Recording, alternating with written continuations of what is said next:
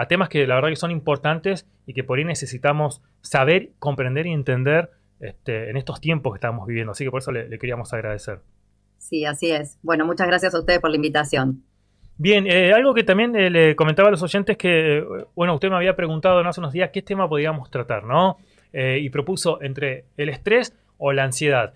Y me pareció que hoy, cuando uno entra a las redes, a Facebook o Instagram, y desde hace ya largo tiempo, se bromea mucho con el tema, ¿no?, de la ansiedad, ¿no? Por ahí se crean algunos Sí. memes, todo, y esto me provoca ansiedad, pensar en eso me provoca ansiedad. Pero está bueno saber si la gente entiende concretamente a qué se refiere cuando habla de ansiedad. ¿De qué se trata la ansiedad? Sí, yo les puedo hacer como una descripción rápida de qué hablamos los profesionales de la salud mental cuando hablamos de ansiedad, para que podamos más o menos ver si estamos hablando todos el mismo idioma. No podemos dejar de hablar de ansiedad sin mencionar al miedo, ¿sí? El miedo es la emoción básica, primaria, que acompaña a los estados de ansiedad. Y es una emoción que la necesitamos para la supervivencia, porque el miedo nos pone en alerta de situaciones peligrosas y nos protege. Por eso es importante no dejar de sentir miedo, sino poder gestionarlo de manera adecuada. Ahora bien, el miedo nos posiciona en el momento presente. Yo veo una situación que me resulta peligrosa y tengo la emoción miedo, ¿sí? Se activan determinadas estructuras cerebrales que hacen que yo sienta miedo. En cambio, la ansiedad no forma parte de las emociones básicas. Es un constructo que implica la cognición. Yo tengo que estar pensando en algo más que la sensación que tengo de miedo. Entonces, en general, cuando hablamos de ansiedad, las personas se están posicionando más en el futuro, ¿sí? Claro. Bien, en el futuro, algo que resulta amenazante, ¿sí? Que se forma o se piensa como amenazante porque, dependiendo por supuesto de las individualidades de cada uno, de la historia personal, de las creencias y demás, podemos imaginar una situación que es peligrosa, mucho más peligrosa de lo que es, ¿sí? Sobrevaloramos el peligro y además creemos sobre nosotros mismos que tenemos menores recursos de los que tenemos en realidad, menores recursos de afrontamiento. Entonces, hay como una tríada clásica que se da que es, veo las cosas mucho más peligrosas de lo que son, me imagino o me autopercibo como con mucho menos recursos para enfrentar esa situación y además veo una amenaza a futuro. Esas tres cosas hacen que las personas se sientan ansiosas, ¿sí? Y la ansiedad, digamos, no es solo una sensación de inquietud, sino que además se puede o puede formar parte de varios trastornos. Doctora, a ver, cuando hablamos concretamente de ansiedad, justamente por tratar de eh, adivinar qué nos puede deparar el futuro según las acciones que queramos concretar, eso no nos hace concretamente eficientes a la hora de prever situaciones, ¿no? No nos hace tomar decisiones de manera más fácil tampoco.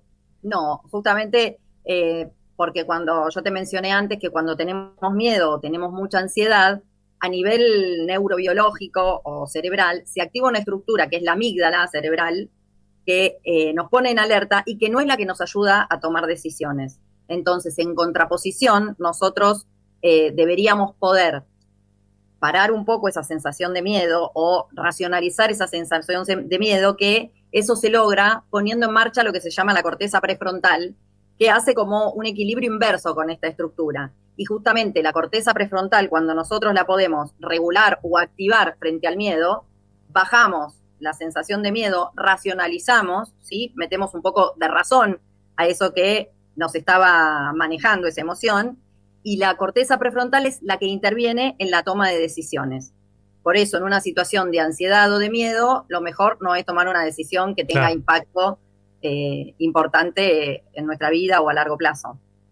Y es en este... No sé si Sí. soy clara o muy Sí, técnica. no, está perfecto porque eso es lo que ayuda a generar estas cuestiones, estas preguntas, porque entonces, en base a lo que está explicando, uno entonces se pregunta, y vamos a centrarnos directamente en el contexto en el que vivimos nosotros, no hablar en concepto mundial ni demás, sino en nuestro país, si tiene algo que ver el contexto en el que estamos viviendo, que hoy se presente más comúnmente la ansiedad de las personas por esta exigencia que tenemos de ser siempre más efectivos, productivos, porque hoy está mal visto, el otro día lo hablábamos con con la profesional de filosofía, que como que está mal visto cuando no haces nada, cuando querés descansar un fin de largo en vez de estar trabajando, de proyectando, de pensar qué vas a hacer para, no sé, conseguir el terreno, una casa propia, un auto, y vos decís, no, ¿sabes qué? Me la dediqué todo el fin de a dormir, y no, está mal, tenés que ser productivo. ¿Eso también contribuye a que por Eso ahí? también, sí, eso también contribuye a generar ansiedad porque otra vez nos posiciona en el futuro, ¿sí?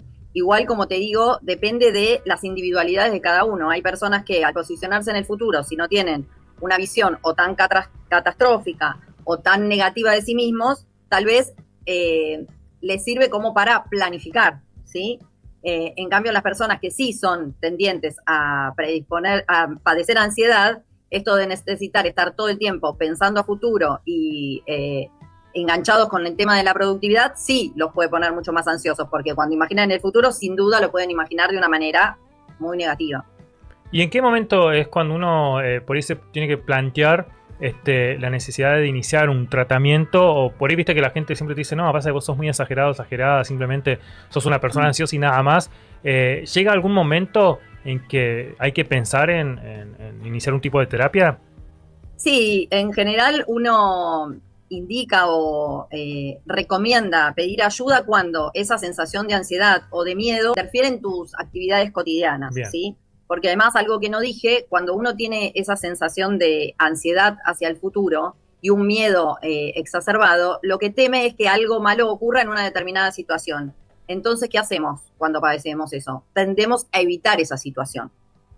Y a veces es una situación puntual, menor, y a veces son muchas situaciones que tendemos a evitar con el riesgo de que si eso se perpetúa en el tiempo, no podamos salir de casa, por ejemplo, ¿sí? Depende mucho de los grados, pero en general la indicación de pedir ayuda es cuando interfiere en varias de las actividades de la vida diaria, ¿sí? Qué increíble, o sea que nos puede afectar tanto dentro de lo que es el ámbito familiar como laboral también, ¿no? O bueno, para los Sí, que están absolutamente. estudiando también, los que estén... Sí, estudiando por ahí, digamos, la ansiedad se puede ver en una fobia específica, temor a hablar en público, ¿sí? Una ansiedad social. ¿Puede Eh, derivar en fobias también? sí, en Mirá, realidad, para los profesionales de la sí. salud mental pueden ser sinónimos, ¿sí? Y entonces la fobia social es una ansiedad intensa a exponerse a situaciones en público y eso interfiere a lo mejor desde el inicio de la edad escolar. Y entonces no pueden mantener relaciones con otras personas y sí, interfieren en la escolaridad. En el ámbito del trabajo también, la cuestión de estar rodeado de personas es una limitante importante, es muy generadora de ansiedad y a lo mejor hay personas que no pueden trasladarse solos al trabajo. Estoy hablando de casos que requieren Mirá, intervención, ¿sí?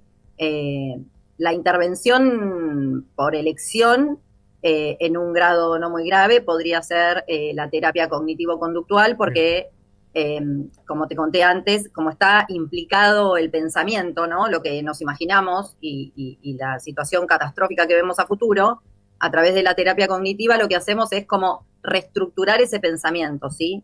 Tratar de reemplazar esos pensamientos tan complicados y tan negativos por un pensamiento un poco más realista, ¿sí? Como bajarle la intensidad.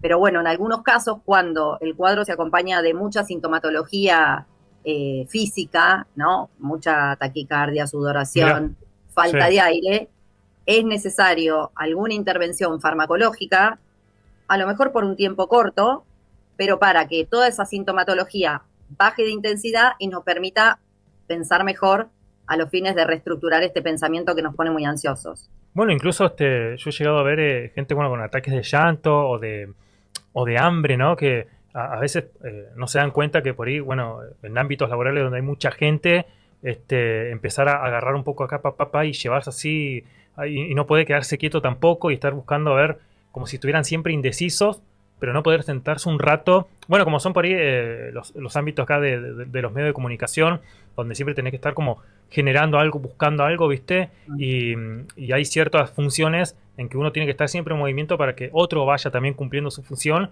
Y por ahí he visto algunos casos de gente que en un momento le decís, che, pero no te puedes sentar en serio un rato porque es como que algo tenés que estar haciendo, ¿viste? Moviéndote. Sí, porque digamos, la sensación física es, los pacientes la refieren como una inquietud, ¿sí? Es una sensación de inquietud permanente donde no pueden, justamente como vos decís, quedarse quietos y por eso el objetivo de la terapia es como reentrenar eso, darle estrategias para que en lugar de, como vos decís, agarrar algo, comer algo y Sí, demás, puedan tranquilizarse, por un lado, a través de la activación, como te dije, de la corteza prefrontal, empezar a racionalizar esa situación que los está poniendo ansiosos. Después se pueden utilizar técnicas de respiración, ¿sí? Si yo empiezo a respirar de una forma tranquila, le empiezo a emitir, y te lo digo porque a lo mejor es algo que le puede ayudar a los oyentes, ¿no? Como sí, agregándoles algo de valor, empiezo a emitir señales a mi sistema nervioso de que no estoy tan nerviosa como crees, sino que me estoy tranquilizando. Entonces claro. es como que mandás señales de afuera hacia adentro. Eso podría ser otra técnica u otra estrategia. Otra podría ser tratar de pensar cómo se vería esta misma situación sin tanto riesgo o si el riesgo que yo evidencio en una determinada situación es real o es imaginario. Claro. Son todas herramientas que uno les va dando a los pacientes que se psicoeducan, digamos, terminan educados en salud mental y que pueden tener a mano cuando experimentan una sensación de ansiedad. Qué increíble, porque a veces agrandamos mucho una situación pensando a, no sé, 3 meses, 6 meses, que por ahí acá hemos entrevistado a gente que por ahí iba a ir a alguna competencia después de 6 u 8 meses y necesitaban recaudar fondos y entrenar y estar, y ya empiezan, y vos decís, pero falta un montón, y lo viven como si fuera el otro día, y todos esos meses no van a estar tranquilos por ahí hasta que llegue ese momento, ¿no? Y se te van, son 8 meses que también transcurren un año en que capaz que no Sí. la pasaste bien y vos decís, porque después también te encontrás con esa persona que vos decís, ¿en serio ya estamos en diciembre? ¿Cómo pasó? Pero ¿cómo pasó el año? ¿No? O sea, ¿cómo pasaron todos esos meses, no? Sí, igual eso tiene que ver con, digamos, hay una parte de eso que se podría considerar como un miedo normal o una ansiedad normal frente a una situación que a lo mejor es desconocida, ¿sí? Eh, la forma de poder atravesar todo ese tiempo es tratando de, otra vez, volver a la conciencia o a la realidad, la situación tal cual podría ser, como tratar de medir mejor el riesgo, ¿no? Y bajarle la intensidad al peligro y además trabajar mucho en los recursos que uno tiene, o sea, Claro. no creer que, por ejemplo, en el caso de, como vos decís, los deportistas o que tienen una competencia o algo más adelante, no creer que no están preparados para eso, sino como anclarse en los recursos que tienen para enfrentar esa situación, sea una competencia, no sé, una obra de teatro, Claro. son personas que se van preparando para eso, por lo tanto, aún si se diera en un escenario peligroso o riesgoso, las personas tienen recursos para enfrentarlo, ¿sí? Entonces también uno pone foco en ver que el peligro no es tan grande o el riesgo no es tan grande, porque a lo mejor no es peligro, y que los recursos que yo tengo para enfrentar esa situación son lo suficiente o son adecuados. El tema está que muchas veces se da esa combinación de personas que no se creen suficientes con sesgos o con manera de ver las cosas exacerbadas o catastróficas, ¿sí? Que no es lo mismo que exagerar. Claro. En casos extremos, la ansiedad puede llegar a somatizar, doctora, puede llegar a presentarse algún cuadro o el cuerpo lo puede Sí, llegar. claro. Sí, sí, justamente por esto que te digo, porque nosotros tenemos las estructuras cerebrales conectadas con señales que mandan al cuerpo y se activa la situación de estrés, que por un lado nos sirve, como te decía antes, si fuese una situación de peligro real, presente, nos protege, ¿sí? Nos permite o luchar o huir. Claro. Ahora, si yo activo todo eso de forma anticipada, cuando eso todavía no ocurrió, imaginándome un escenario muy negativo, todas esas situaciones o todas esas sensaciones se transmiten igual a mi sistema nervioso autónomo. Y tengo la sensación como si estuviera frente al peligro real. Puedo tener taquicardia, sudoración, por eso también otra de las herramientas que usamos es en el entrenamiento de las sensaciones y en el poder reatribuir el significado que le damos, ¿sí?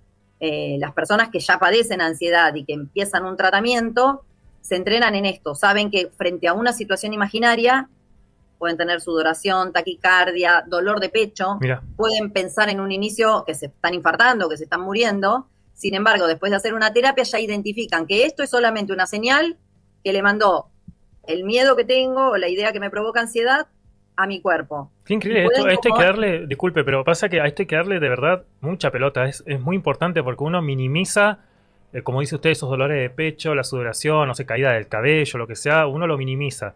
No se toma una aspirina y fue. Y por ahí puede venir de algo que es mucho más profundo, que está muy arraigado, ¿no? Que venimos por ahí arrastrando y que venimos también ignorando, ¿no? Lo venimos haciendo un costadito profundo dentro de nuestra cabeza también. sí, mira, en general las personas no empiezan consultando porque tienen un trastorno de ansiedad.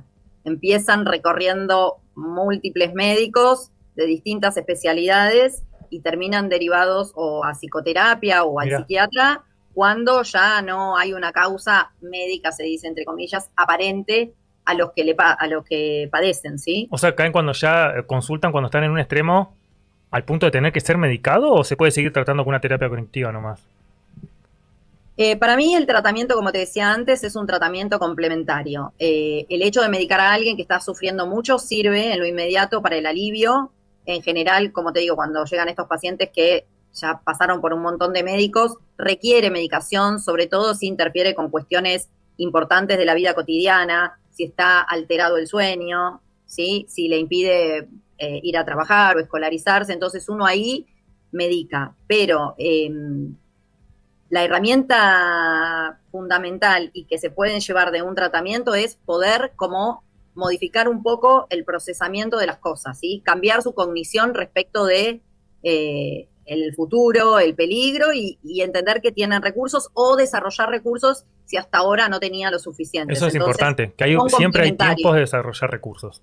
Siempre hay tiempo de desarrollar recursos y si uno atraviesa una terapia como la terapia cognitiva, que tiene evidencia científica demostrada en los trastornos de ansiedad, el aprendizaje que se realiza durante esa terapia es algo que el paciente se lleva para siempre, ¿sí? Y El está tratamiento bueno, farmacológico es importante, pero sí, empieza y termina. está bueno como lo dijo ahí, como un trastorno de ansiedad, porque también hay que empezar a desligar un poco eso de decirle a alguien, vos tenés un problema de ansiedad, o sea, que no son problemas, sino que son o trastornos o situaciones que pueden ser ayudadas con terapia, que hay que tratarlas, y no de decir, vos tenés un problema con esto. Sí, digamos, en general hay que tratar de no estigmatizar, ¿no? Porque alguien esté padeciendo una determinada situación, no catalogarlo como un problema. Ahora, sí es importante ver que el que lo padece está sufriendo, la está pasando mal y requiere un poco de empatía y un poco de contención y a lo mejor un poco de orientación si no sabe por dónde empezar, ¿sí? Siempre la ayuda profesional, del profesional que sea, viene bien. Después, entre los profesionales irán viendo quién lo puede ayudar más o menos, pero Ok. siempre viene bien que hagan la consulta. A lo mejor no tienen un profesional de salud mental de confianza y se puede consultar a un médico clínico que empiece por estudiarlo y que termine derivándolo eh, al profesional que sea adecuado, pero no está bueno quedarse con el padecimiento. Igual, digamos, hay una cifra que es importante y que llama la atención, que de solamente 1 de cada 4 personas que padecen ansiedad o alguno de sus trastornos recibe tratamiento adecuado. Mira, Con lo cual eso nos habla de lo complejo del tema, ¿no? a eso iba justamente a consultarle porque, bueno, volvemos un poco al principio, vivimos en una sociedad donde tenemos que ser productivos todo el tiempo, o sea, no podemos dedicar, es como que tenemos todas las horas del día ya proyectadas y cuando alguien le sugiere a otra persona, che, ¿y por qué no haces un tratamiento, terapia? Y por ahí con lo que implica, lo que mencionaba usted hace un momento de ir a un médico clínico a ver dónde te deriva y demás, uno dice, no, no tengo tiempo ahora para hacer terapia, o sea, pierdo tiempo porque tengo que laburar, tengo 2, 3 trabajos, no tengo tiempo para hacer terapia, como también minimizando ese hecho, como que el cuerpo es un reloj y tiene que seguir funcionando. ¿Qué significa esto para la gente que no, que minimiza también la situación de empezar a cuidarse a sí mismo? Sí, a ver, yo tengo una mirada respecto de eso que, digamos, en general las personas pueden o se detienen a pensar en la salud mental o en esto cuando lamentablemente, ¿no? Hay como otras necesidades básicas ya satisfechas. Es muy difícil pararse a pensar, bueno, me tengo que ocupar de mi salud mental y estar en el momento presente y no preocuparme por el futuro, si hay cosas básicas que no tenemos resueltas, como puede ser, no sé, el pago del alquiler, la educación de nuestros hijos. Entonces, creo que eso es una de las causas por las cuales 1 de cada 4 recibe el tratamiento adecuado, Mira, porque, digamos, es difícil que alguien se ponga a pensar en esto si tiene otro montón de cosas que no están del todo resueltas. Y además que no hay una fecha de soluciones, o sea, esto hay que tratarlo paulatinamente, dependerá también de cada paciente, pueden llevar más o menos tiempo, pero estamos hablando, bueno, de la salud de uno mismo, es algo que obviamente Sí, tiene como una fecha que puede caducar en base al cuidado y la atención que le prestemos también, ¿no? sí, es individual de cada paciente, el tiempo en que el paciente puede mejorar y también la gravedad, ¿no? Como te digo, depende mucho también de vulnerabilidades individuales, hay desencadenantes diarios que pueden exacerbar o aplacar algún estado de ansiedad, pero con un tratamiento médico psiquiátrico adecuado, entre 6 y 9 meses se puede resolver un cuadro grave y haciendo una psicoterapia, que en el caso de la terapia cognitiva son psicoterapias breves, a lo mejor en 6 meses, con buena adherencia al tratamiento, la cuestión puede estar resuelta o atenuada, ¿no? No estar pasándola tan mal. Buenísimo. Veo que se nos pasó volando. Esto Sí, se pasa volando el tiempo. Le no voy a hablo hacer. mucho. No, es que es muy interesante el tema, la verdad, por eso se hace corto, porque es muy interesante y hay un montón de preguntas. Pero voy a hacer la última antes, porque quiero también que nos pueda compartir usted su perfil ahí en Instagram, donde la gente la puede seguir. Tiene mucho contenido súper interesante para que puedan ir siguiendo lo que va subiendo la doctora. Pero desde su mirada, en realidad, una opinión un poco más personal de lo que opina que hoy por hoy, bueno, la gente se tome con humor este tipo de situaciones, ¿no? Que por ahí uno, a ver, siempre decimos, ¿no? En las redes uno muestra siempre su mejor parte, porque a nadie, hay que ser realista, a nadie le interesa ver la peor parte de uno, si está mal o por cómo la está pasando. Entonces, uno publica la mejor parte, hace ver como que está todo bien y bromea mucho con esto, ¿no? ¿Qué opinión le merece que por ahí uno diga, porque conozco por ahí gente que dice, uy, me está por llegar, no sé, la factura de la tarjeta y ya me da ansiedad? Y al mismo tiempo por ahí te comparten esas historias medias privadas donde no sé, no le alcanza la plata para comprar tal medicamento que le recetó el psiquiatra y va a tener que suspender por 2 meses. Pero se está Mm. tomando con humor la situación. El mantener este buen sentido del humor ayuda, no conviene, hay que tomárselo más serio. No, a ver, a mí me parece que el sentido del humor en muchas situaciones nos puede salvar porque justamente nos va a quitar un poco de dramatismo a la situación Claro. y si nosotros justamente somos muy ansiosos porque tenemos una personalidad un tanto catastrófica o dramática, el hecho de tomarlo con humor nos puede ayudar a bajarle un poco el tono. Siempre que yo haga referencia a algo que me pasa a mí. O sea, no me voy a tomar con humor el sufrimiento del No, otro obvio, ni claro. reírme del sufrimiento del otro. Ahora, si yo estoy hablando de una situación puntual mía, me puedo reír y seguro que me sirve para bajarle un poco la intensidad al drama. Y más fácil después de llevar el proceso una terapia correcta, ¿no? Porque lo estás tomando también con esa Sí, energía. digamos, dependiendo del tipo de paciente, no todos los pacientes tienen el mismo humor o el mismo sentido del humor, pero si el paciente tiene la capacidad de reírse de alguna de las cosas que le pasan, el humor también es un recurso que se puede usar en psicoterapia. Y ahí, ya con esto ya cerramos, hablando justo de ansiedad, suelen haber este tipo de pacientes también, valga la redundancia, ansiosos por iniciar con la terapia, cuándo es el próximo encuentro, mandar mensajes fuera de horario, preguntar cómo va todo, cómo va a ser el próximo ejercicio, así que uno diga, bueno, hay que contenerlo. Sí, sí, digamos, el tipo de terapia cognitiva es una terapia donde uno está todo el tiempo intercambiando con el paciente Claro, y justamente contiene, lo acompaña, lo educa, ¿sí? Y lo entrena en esta posibilidad de gestionar mejor la ansiedad o el miedo. La cuestión esta de los turnos, de el anticiparse y demás, es una cuestión bastante compleja que yo por suerte ahora, digamos, no la manejo yo directamente, la maneja alguien de claro. mi equipo en el consultorio, y después yo hago mi trabajo pleno en el espacio de psicoterapia. Pero bueno, es inherente al trabajo Tal con cual, personas. tal cual. Sí, no, no. Ya bien. Ya es tarde para quedar. Ya está, ya elegimos esta profesión, No, estamos no, en por eso esta. yo ¿Sí? lo tomo como, si uno se pone a pensar, todos trabajamos con personas. Claro. Y el hecho de poder ayudar, en mi caso, a mí me mueve, me gusta, así que nada. Doctora, es una genia, la verdad le quiero agradecer Gracias. inmensamente porque, bueno, acá nuestro operador Chiche sabe, desde el principio de año estábamos buscando una columna así, y es re importante compartir este mensaje, compartir la información para que se sepa muchas veces de lo que se habla en redes y que uno pueda tener también pleno conocimiento, ¿no? Así que eso lo valoramos un montón. Le voy a pedir Gracias. que comparta sus perfiles para que la gente también la pueda seguir, pueda ver el contenido que usted va publicando, que es de manera activa también todo el tiempo. Bueno, te paso mi Instagram que es @soyanacarolina.dra, que es la abreviación de doctora. Bien.